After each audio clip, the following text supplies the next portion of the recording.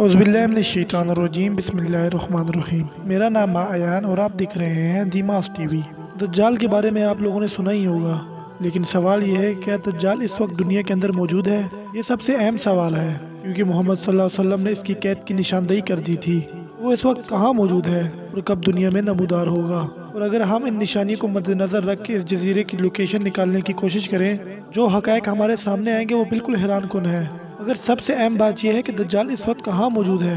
एक सहाबी जिनका नाम हजरत तमीम दारी था, इनका दज्जाल से मुलाकात का वाक़या जानना इंतहाई ज़रूरी है। रसूल सल्लल्लाहु अलैहि वसल्लम भी इस बारे में फरमा चुके हैं, दरअसल वो दज्जाल ही था।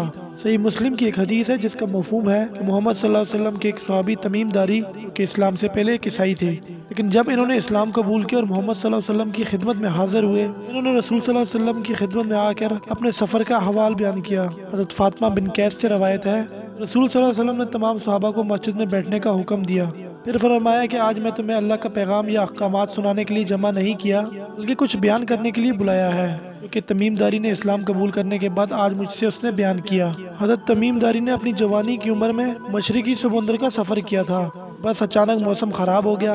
पूरे एक महीने तक हमारा जहाज़ हिचकोले खाता रहा और हमें कुछ मालूम नहीं था कि हम लोग कहाँ पर हैं, और ना ही किसी जगह का तयन हमसे हो रहा था। हमने समुद्री जहाज से छोटी छोटी कश्तियाँ निकाली और लोगों की तलाश के अंदर निकल गए। मैं अपनी कश्ती पर बैठ के कुछ लोगों के साथ एक जजीरे पर पहुंचा, जहाँ पर हमने एक अजीब और गरीब किस्म का जानवर देखा।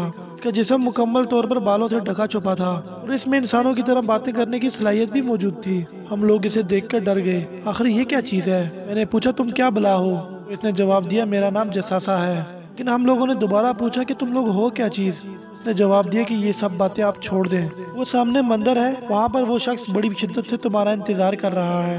कहते हैं हम इसके पीछे चले गए और हमने समुद्र के अंदर एक बड़ी जिसामत वाले शख्स को जंजीरों से जकड़े हुए देखा। ऐसी जिसामत वाला शख्स हमने कभी पहले नहीं देखा था।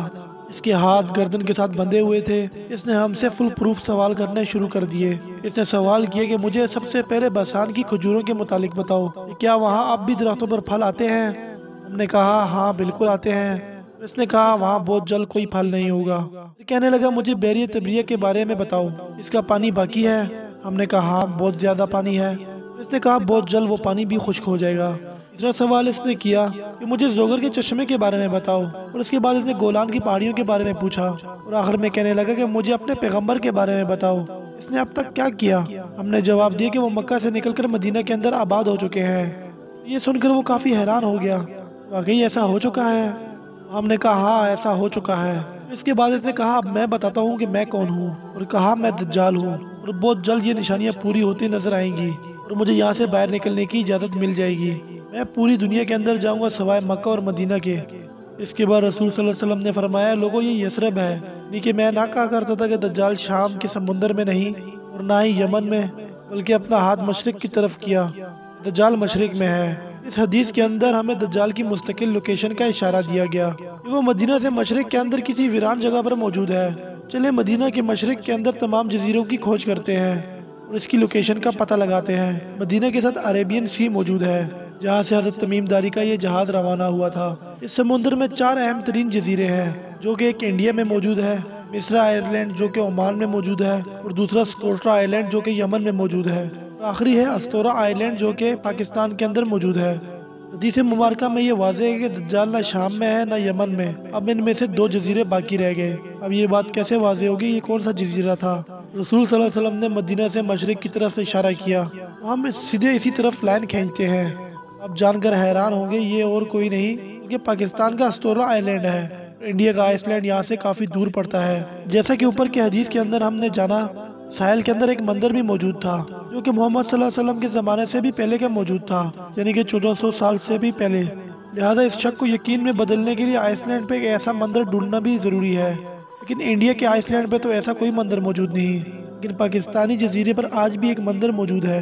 जी हाँ, ये मशहूर काली माता का मंदिर, जिसे तबाही फैलाने वाले और ख़तरनाक देवी हिंदू अकीदे के अंदर माना जाता है, वही हुलिया जो बिल्कुल जसासा का था। ये मंदिर अभी का नहीं बल्कि 2000 साल कबल इसका कयाम हुआ, यानी कि रसूल सल्लल्लाहु अलैहि वसल्लम से भी 600 साल कबल। क्या ये एक इत्तेफाक है? ये कन्फर्म है कि ये वही जगह है जहाँ पे हज़रत तमीम दारी की दज्जाल से मुलाकात हुई। हज़रत तमीम दारी से पूछे जाने वाले सवालात के मुताबिक जो भी निशानी इसने बयान की, यानी बसान की खजूरें, बैर तिब्रिया की झील और गोलान की पहाड़ियों के मुतालिक, یہ وہ سب نشانیاں ہیں جو پوری ہو چکی ہیں، اور شاید اب تک یہ یہاں سے آزاد ہو چکا ہو اگر اب تک دنیا کے سامنے نہیں آیا۔ یہ سب نشانیاں آخر کیسے پوری ہو چکی ہیں؟ سب سے پہلے بسان کی کھجوروں کی نشاندہی کرتے ہیں کہ بسان کا علاقہ سب سے پہلے فلسطین کے اندر موجود تھا، اور حضرت عمر کے دور میں یہ فتح ہوا، جبکہ 1948 تک یہ علاقہ اردن کا حصہ تھا، جس پر بعد میں اسرائیل نے قبضہ کر لیا۔ یہ علاقہ پیداوار یعنی کہ کھجوروں کی وجہ سے کافی مشہور تھا، اور اس وقت بھی بسان کا کچھ علاقہ اردن کے اندر موجود ہے، لیکن اب اس علاقے میں کھجوروں کی باغوں کی پیداوار بالکل ختم ہو چکی ہے، جیسا کہ دجال نے بیان کیا تھا۔ ایک اور سوال پانی والی جھیل کے متعلق تھا، اس کا پانی بھی اب تک خشک ہو چکا ہے۔ یہ اسرائیل کے اندر موجود ہے، اس پر یہودیوں نے قبضہ کیا ہوا ہے۔ جھیل کی چاروں طرف یہودیوں کے بڑے بڑے شہر موجود ہیں، اور اس جھیل کا میں پہلے بھی اپنی ویڈیو میں ذکر کر چکا ہوں۔ جب رومی بادشاہ نے بیت المقدس پہ حملہ کیا تھا، اس نے اسے تباہ کر دیا۔ یہودی لوگ اس جھیل کے آس پاس آ کے آباد ہو گئے، اور ان یہودیوں میں کچھ یہودی ربی بھی تھے۔ یہاں آ کر انہوں نے اپنی مذہبی کتاب تلمود کو ترتیب دیا۔ جھیل کی لمبائی شمال سے جنوب تک 30 کلومیٹر ہے۔ یہودیوں کے لیے میٹھے پانی کا سب سے بڑا ذریعہ یہی تھا، جو کہ اردن کے اندر سب سے بڑے پہاڑ جبل الشیخ سے آتا۔ اس وقت صورتحال یہ ہے کہ یہ جھیل 100 سال کی کم ترین سطح پہ آ گئی ہے، اور آہستہ آہستہ بالکل خشک ہونے کے قریب ہے، جیسا کہ دجال نے بیان کیا۔ تیسرا سوال زوگر کے چشمے کا تھا، جو کہ اسرائیل کے مشرق میں ہے، اور اس پر یہودی قابض ہیں۔ اس کا اگلا سوال گولان کی پہاڑیوں کا تھا، جو کہ 1968 کے اندر اسرائیل نے شام سے چھین لی تھی۔ اس پہاڑی علاقے کی سب سے اونچی چوٹی جبل الشیخ ہے، جہاں پر ایک طرف بیت المقدس اور دوسری جانب دمشق نظر آتا ہے۔ اس کی اونچائی 9000 فٹ ہے۔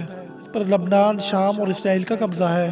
یہ 1800 کلومیٹر کا لمبا ترین علاقہ ہے، جس کے ساتھ بیر طبریہ کی جھیل اور زغر کا چشمہ بھی موجود ہے۔ اس کے ساتھ بسان کا علاقہ بھی موجود ہے، جو کہ بالکل اس کے قریب ہے۔ لہٰذا ہم اگر دجال کی طرف سے پوچھے جانے والے سوالوں پہ غور کریں، سب کا تعلق گولان کی پہاڑیوں سے بنتا ہے، جو کہ بالکل اتفاق نہیں، کیونکہ مارچ 2017 کے اندر امریکہ نے اصولی طور پہ گولان ہائٹس کو اسرائیل کے حوالے کرنے کا معاہدہ کیا۔ اس طرح تمام طرح کے شکوک و شبہات دور ہو جاتے ہیں۔ اب یہ کہ آخر دجال نے یہ سب سوال کیوں کیے، ان سوالوں کا کیا مقصد تھا؟ ٹائم لائن کو اگر آپس میں جوڑیں تو ہم سب لوگ جانتے ہیں جنگوں کے اندر اونچائی والے علاقے اور پہاڑی علاقوں کی کیا اہمیت ہوتی ہے، خاص طور پر جب ان پہاڑیوں کے نیچے جنگ کے میدان موجود ہوں۔ دجال کا ظہور تیسری عالمی جنگ کے بعد ہونا ہے، جبکہ امام مہدی مسلمانوں کی قیادت کریں گے اس جنگ میں، اور اس کے بعد دجال کا ظہور ہوگا۔ اس کو قتل کرنے کے لیے عیسیٰ علیہ السلام تشریف لائیں گے۔ بائبل کے اندر جنگ کا میدان اسرائیل کے مغرب کے اندر گولان ہائٹس کے درمیان کے میدان کو بتایا گیا ہے، اور حق اور باطل کے اس مارکے کا ذکر حدیث کے اندر بھی موجود ہے۔ اس لیے یہودیوں نے گولان ہائٹس پر قبضہ کر رکھا ہے، جنگ کی تیاری شروع کر دی ہے، اور صرف اپنے مسیحا دجال کے انتظار میں ہے۔ وہ کب دنیا میں نمودار ہوگا اور اپنی خدائی کا اعلان کرے گا۔ اب آپ کو سمجھنا چاہیے، کیونکہ اس وقت عالم کفر دنیا کے مسلمانوں کے خلاف یونائٹڈ نیشن کا اتحاد بن کر اس کی مکمل تیاری کر چکا ہے، اگر ہم لوگ ابھی تک اس غفلت میں ہیں۔ ان حالات اور نشانیوں سے اندازہ لگانے کی کوشش کریں کہ آخری زمانہ وقوع پذیر ہونے میں کتنا ٹائم ہے۔ یہ تو حالات اور واقعات پر ایک رائے قائم کی گئی ہے، لیکن اس کا صحیح علم اللہ ہی کو ہے۔ مجھے امید ہے آپ لوگوں کو اس ویڈیو سے بہت کچھ جاننے کو ملا ہوگا۔ اب میں ملوں گا آپ لوگوں کے ساتھ نیکسٹ ویڈیو میں، تب تک کے لیے اللہ حافظ۔